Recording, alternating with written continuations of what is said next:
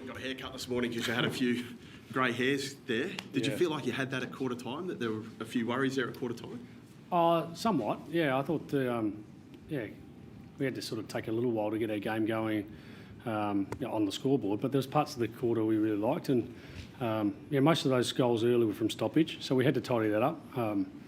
They got that part of their game going really well, and we just didn't counter-attack that. Our backs were under the pump. They're hard to stop when they're up and going, the Cats. They're not the reigning premiers by fluke. So, we knew what was coming, and we had to come and fight what the opposition bring, but also bring the best version of us. And I thought we re-established parts of our game tonight, which is really pleasing to wrestle back some momentum we've lost the last few weeks. That DNA of pressure was back from sort of halfway through the first quarter. Yeah. Did you have to speak to the group at quarter time, or was that something that naturally evolved? No, we spoke about it pre-game, about Friday night footy is lots of people watching, and we want everyone to see how good our pressure is. And that was the focus all week, get back to what we do. And I thought for most of the night, I think pressure was over 2 for most of the night. Last quarter was slightly down on that, but I think we re-established that we're one of the best pressure teams in the comp. Josh Dacos seemed to really stand up in his brother's absence. Fantastic game from Josh tonight, wasn't it? Yeah, I'm really pleased for Josh, and without his brother for the first time for a couple of years, he just played above, at the best of his capability, if you like, and was so important in so many facets of the game. I was really pleased with his defensive side of the game as well, which he doesn't get much credit for. What's the initial diagnosis with Darcy Morflow? Well, my understanding is he's tight, neural type hamstring. We'll have to scan it, obviously. We'll have to wait to see the scan.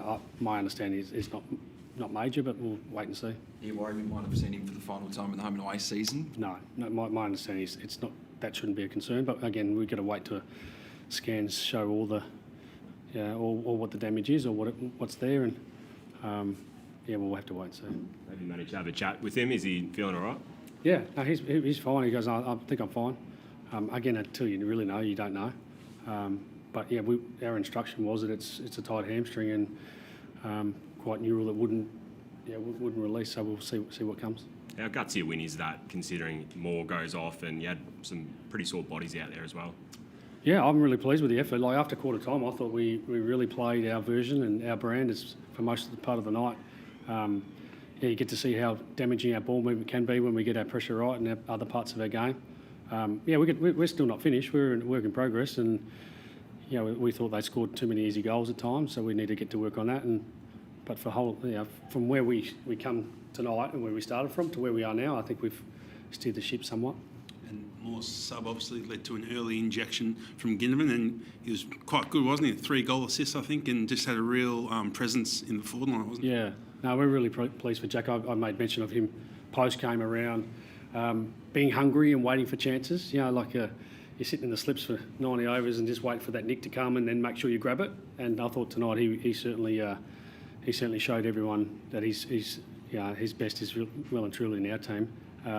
He gave us a real spark and energy, and we love that from him. So you've done enough now to get back in year 22. You've made him wait since round 12 for another opportunity. Should he be back in year 22 going forward? Well, we'll wait and see. It's what is it now? Friday night. We don't play till another week. So, but based on what he produced, it's going to be hard to say. You're out of the team. I would have thought. So, but we're just pleased for him because he's worked really hard at this. This is, you see outcome, we see process, and the process is for 6 weeks. He's our best trainer. Our best trainer of 44 guys or whatever it is. He's our best trainer. So a hungry kid waiting for chance, and he's had to wait maybe longer than others had to.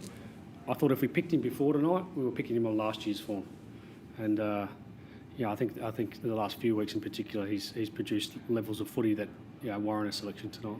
Craig, when he was introduced pre-game, I think he had the biggest cheer from any of any player introduced. Did you sense that as well, and how popular he is amongst the fan base? Yeah. You should see the messages I get when we don't pick him. He's got a big fan base. No, it's understandable because he's a player that ignites the crowd and he ignites us. We need energy. Last week we didn't have enough. We need spirit. We didn't have enough last week. So guys like him really give us a spark, and no wonder the crowd like him. What did you want to see from him in his game? Is it the defensive pressure, which I guess most of the punters may not see as clearly as the goals that he may kick or the goal assists. Yeah, no, he's had to fight through his own form. I don't think his form, he can speak for himself, but his form at VFL level wasn't really saying you got to pick me until probably the last 3 or 4 weeks, and he's looking like he's on top of the ground. He's fit. He's a nice player to have up your sleeve, isn't he? Come this time of year. Brody Myercheck, really, he had a bit of a rough month or so, but to kick an equal career high at this time of the season, must be pretty pleased by that as well. Yeah.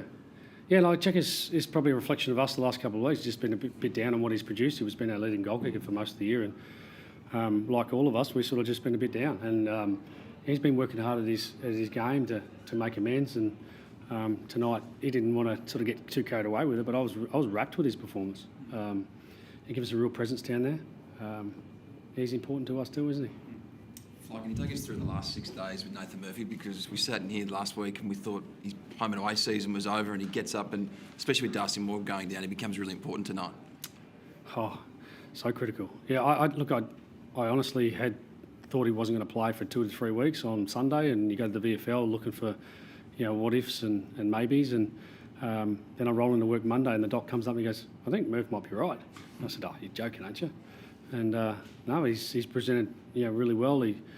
Post game he was really sore, and then within a couple of days, credit to him, whatever he's done, he's found himself a chance to play, and then he trained well, and here we are, and he's performed extremely well. Craig, what was your reaction when 2 of Jeremy Cameron's goals clearly looked like they were from out of bounds, especially the second one? Could you sort of have you seen the replay? Could you believe what you sort of saw? Yeah, I did see it on the big screen. Yeah, no, I didn't think I need to make comment. The crowd were going all right, weren't they? What can we do about it, really? I actually might be worth asking the AFL. They can all see it on the screen. Do they have the ability? I don't know. Do they have the ability to look at the replay and say, "Oh no, that's definitely out of bounds"? I'm not sure if they do they? Only for goals. It is what it is. Yeah, we make mistakes. I made plenty in the last few weeks, and we grow. Can't do much about it.